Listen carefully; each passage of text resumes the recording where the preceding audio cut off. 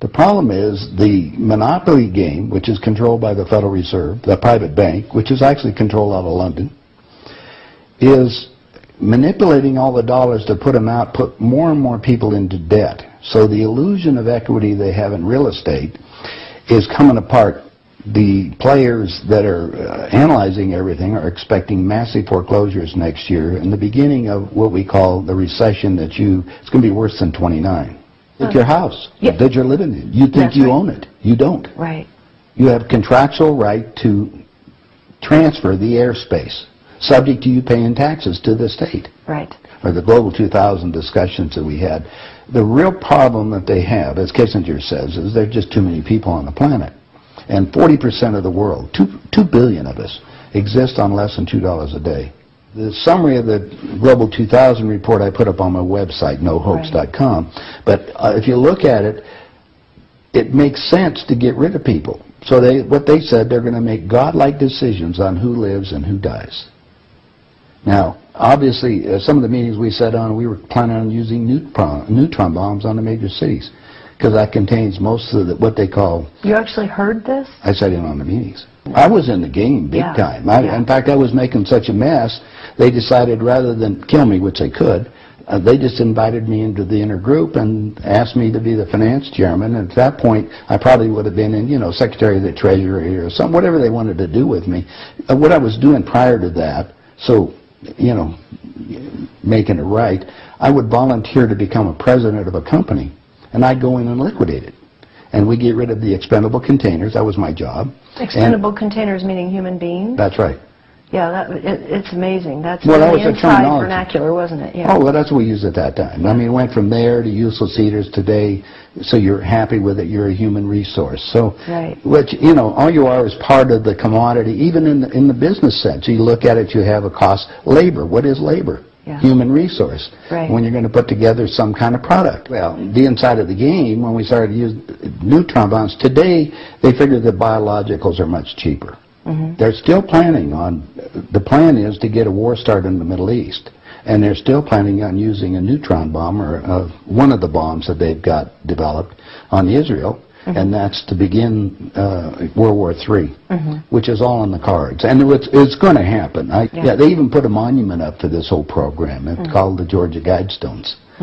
Outside of Atlanta, and they've got it all set down there. It's all in 8 languages. Basically, it's fait accompli as far as they're concerned. It's just to get the thing going in the Middle East, and it's not going fast enough. I mean, Carter put this thing in, so we have the Plan 2000 with the war starting in the year 2000 in the Middle East. Right. Reduce the population of the planet down to 500 million, have one world currency under the Homeland Security, or FEMA if you want to call it. They're going to declare an emergency, which are going to shut down everything. My friends, my CIA associates, I don't even call them friends anymore. CIA is crooks in action. They're all professional liars. I mean, they got to be if they have that job. So you have to look at what they're doing. Anyway, they're so concerned they're leaving the country too. Most of them are going to Latin America. Meanwhile, they're closing in every day right now, just closing in to make it so we're going to be set up in these enemy prisoner war camps. I published a book. It's called Chaos in America. In it, I was asked to build an enemy prisoner war camp. I put the contract in this book.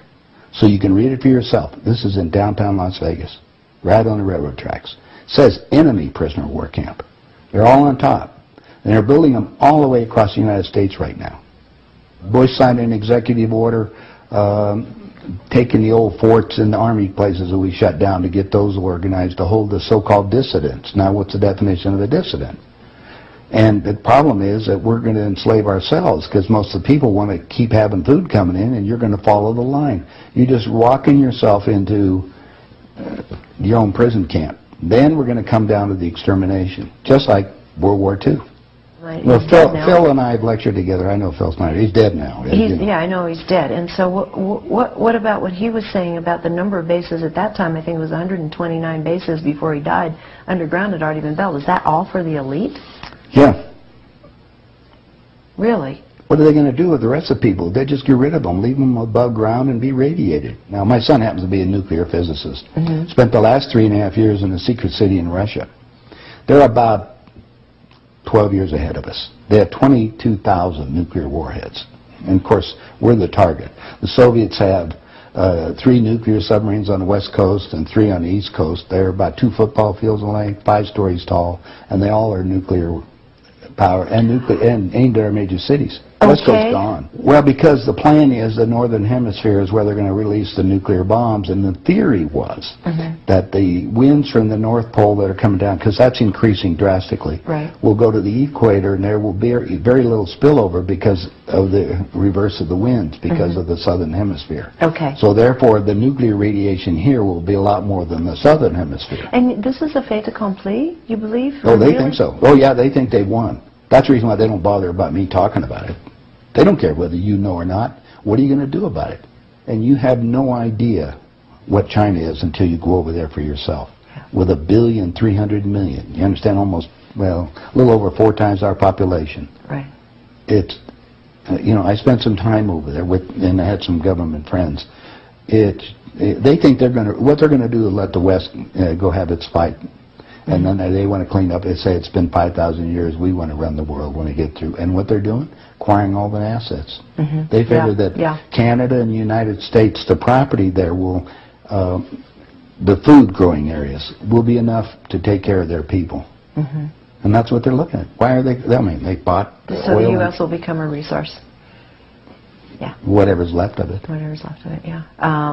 You seem to be in a unique position to be able to put a fair amount of this together, which is quite interesting. Well, I walked my talk. I played the game. You played the game. You know one level of it. And I know. I used to play around with the world leaders, so I know what they're planning on doing. What change of heart? What happened in you that made you decide to share this information that happens at the inside levels? Well, it come back to a moral situation that happened to me, I think. When I flew to Aspen. I brought my 2 daughters up there so they could go skiing. And when I was invited to this meeting. When I walked into the room, the world leaders were there, and that's when they asked me to be the finance chairman. As they said, we'd like you to be the finance chairman for the next president of the United States.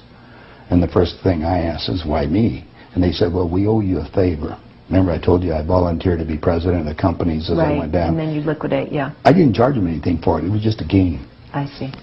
And anyway, that's what they said. So I thought you'd be good on the team, yeah. I'd be good. I'd be a team player. I just did it because it was, another one of these things. So next thing I asked them, I said, well, wait a minute. I just started this $100 million project. And they said, don't worry about it. We'll put it on ice. And I said, okay, who with? And I said, well, you can do that.